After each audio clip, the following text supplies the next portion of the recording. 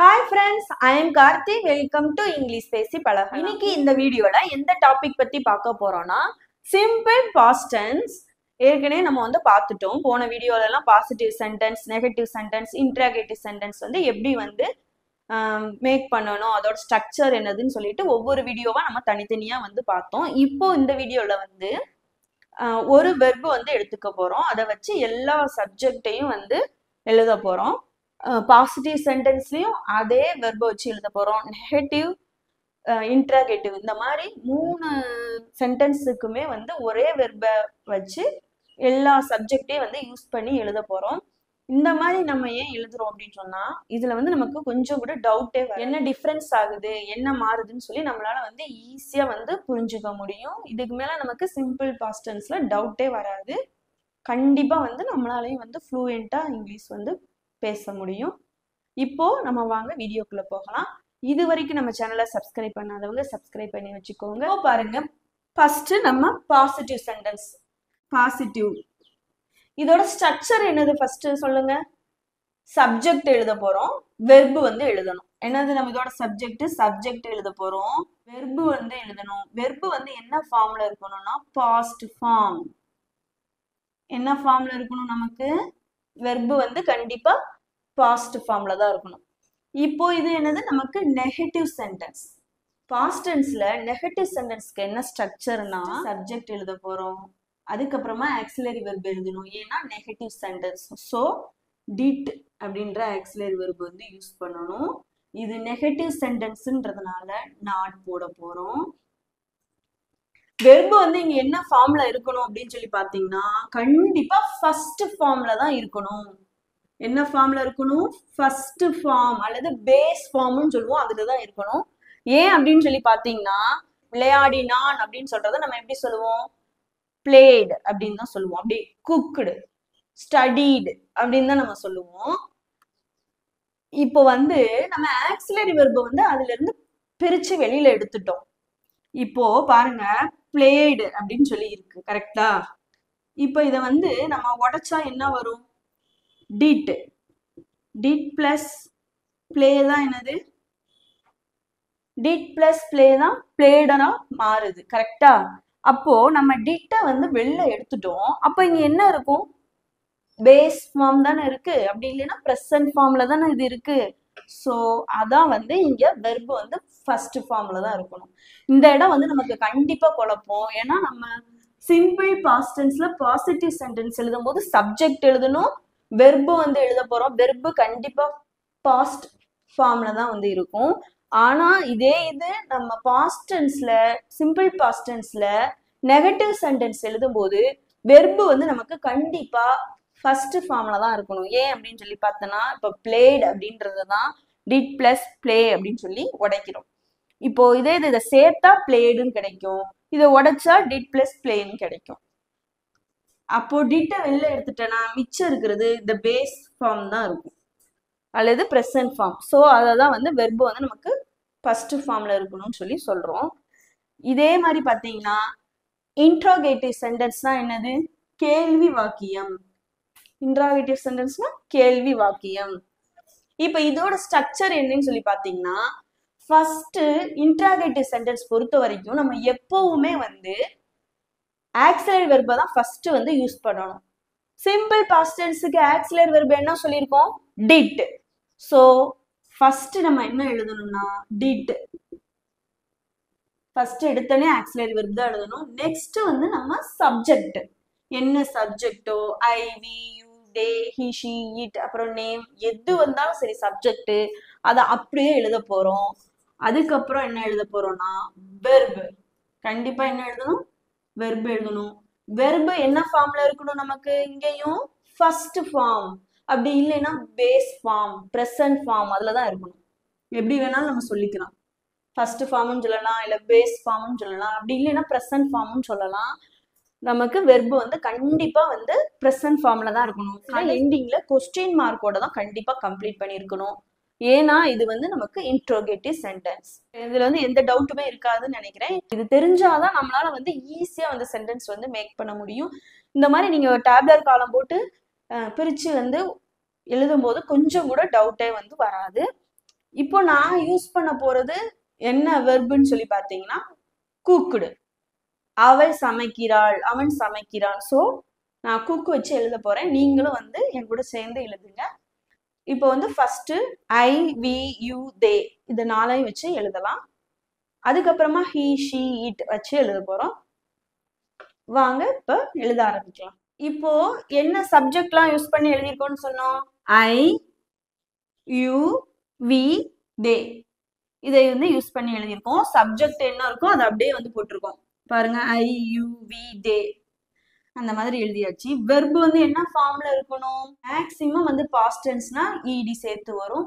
நம்ம வந்து இதுக்கு முன்னாடி இருக்கிற வீடியோல சிம்பிள் பாஸ்ட் டென்ஸ் வந்து பார்த்துருக்கோம். இர்ரெகுலர் ஃபார்ம் வந்து நிறைய வரும்னு சொல்லிட்டு பாருங்க. இப்போ மேக்சிமம் வந்து இடி தான் சேர்த்து வருது. ஸோ இங்க என்ன இருக்கு? குக்டு.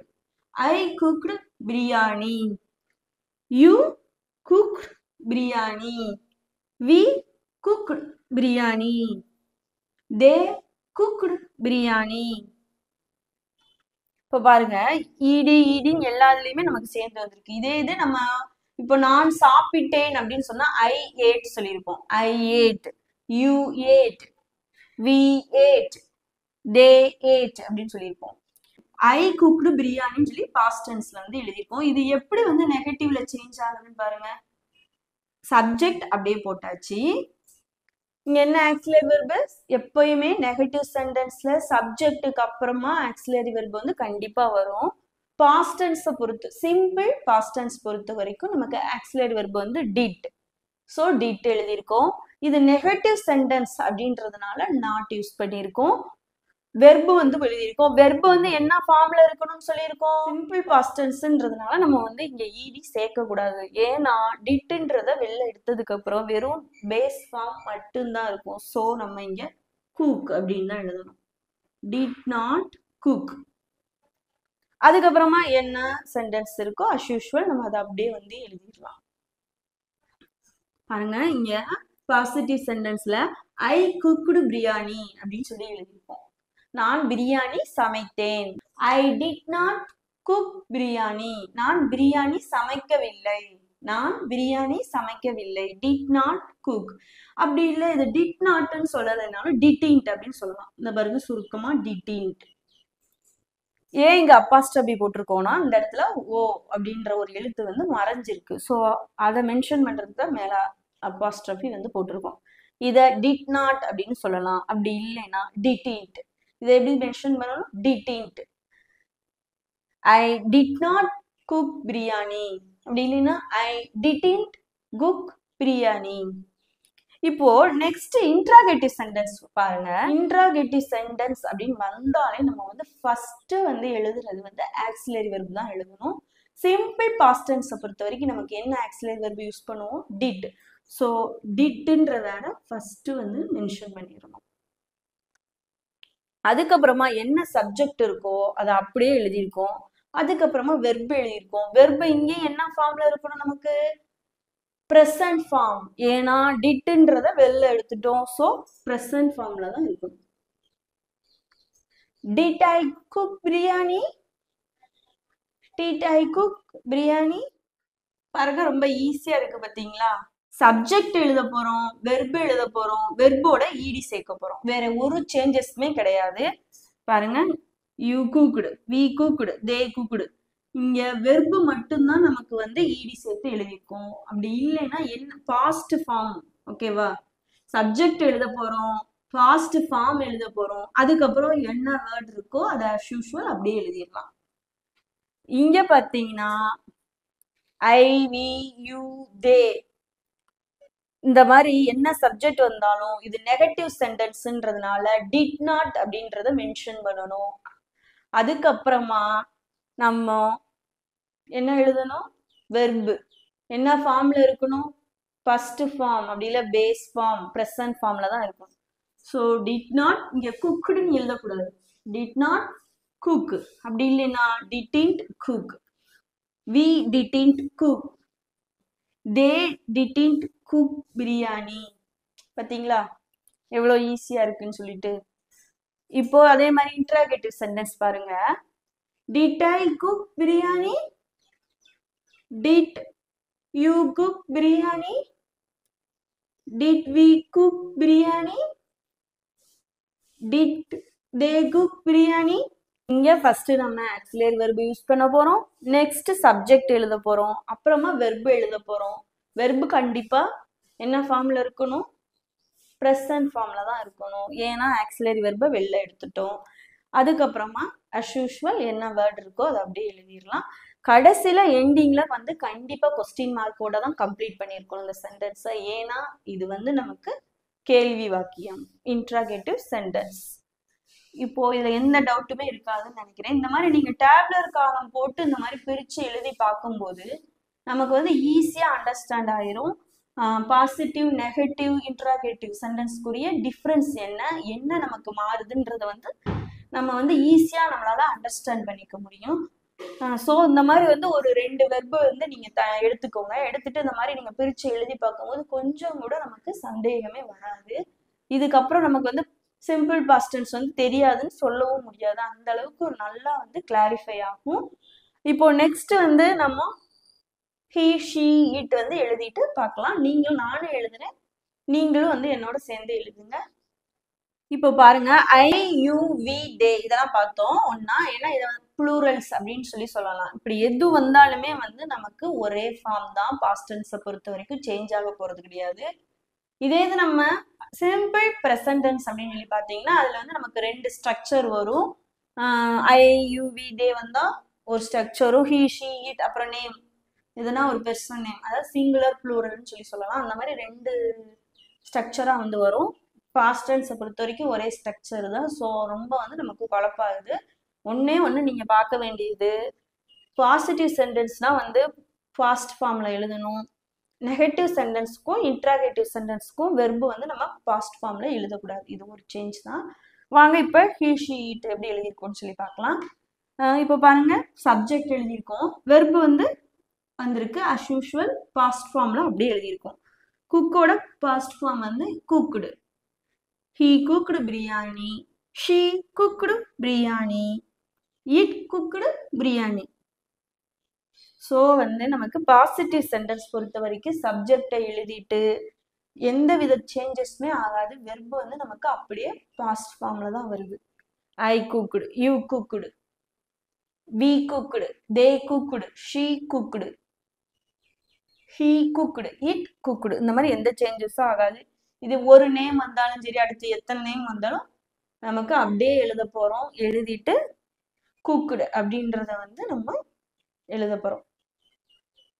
ஏன் அப்படின்னு சொன்னா குக்குடுன்றது தான் வந்து பாஸ்ட் ஃபார்ம். ஸோ வந்து அப்படியே எழுதியிருக்கோம். அஸ் யூஷுவல் வந்து அடுத்து என்ன சென்டென்ஸ் இருக்கோ அதை அப்படியே எழுதிடலாம். இதுல நமக்கு எந்த விதமான டவுட்டும் இருக்காதுன்னு நினைக்கிறேன். இப்போ நெகட்டிவ் சென்டென்ஸ் பாருங்க, ஹீ வந்து வந்திருக்கு. ஹீ வந்தாலும் என்ன எழுதியிருக்கோம்? சப்ஜெக்ட் ஹீன்றது. ஸோ அடுத்த ஆக்சிலரி வெர்ப் யூஸ் பண்ணியிருக்கோம். நெகட்டிவ் சென்டென்ஸ்ன்றதுனால நாட் எழுதியிருக்கோம். So did not. இங்க அப்புறம் என்ன இருக்கு? குக். வெர்பு வந்து எழுதியிருக்கோம். வெர்பு வந்து என்ன ஃபார்ம்ல இருக்கணும்? ஃபர்ஸ்ட் ஃபார்ம், அப்படி இல்லைன்னா base form. So he did not cook biryani, she did not cook biryani, it did not cook biryani. பார்த்தீங்களா நம்ம இவ்வளோ ஈஸியா இருக்குன்னு சொல்லிட்டு. இப்போ அதே மாதிரி இன்ட்ராகேட்டிவ் சென்டென்ஸ் பாருங்க. இன்ட்ராகேட்டிவ் சென்டென்ஸ்னாலே ஃபர்ஸ்ட் நம்ம என்ன எழுதியிருக்கணும்? Auxiliary verb. சிம்பிள் பாஸ்ட் டென்ஸோட ஆக்சிலரி வெர்பு என்னது? டிட். டிட் எழுதியிருக்கோம், அதாவது ஆக்சிலரி வெர்பு. நெக்ஸ்ட் என்ன சப்ஜெக்ட் இருக்கோ அதை அப்படியே எழுதியிருக்கோம். அடுத்து வெர்பு. வெர்பு வந்து என்னதுல வரணும்? ப்ரெசன்ட் ஃபார்ம்ல வரணும். ஸோ ப்ரெசன்ட் ஃபார்ம்ல எழுதியிருக்கோம். நெக்ஸ்ட் as usual என்ன வேர்ட் இருக்கோ அதை அப்படியே எழுதியிருக்கோம். Did he cook biryani? Did she cook biryani?